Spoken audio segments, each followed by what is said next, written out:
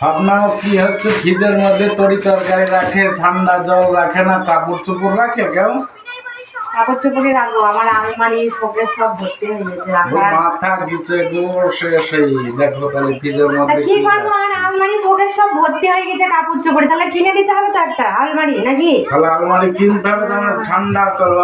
পয়সা কোথায়? আলমারি কিনবা পয়সা কোথায়?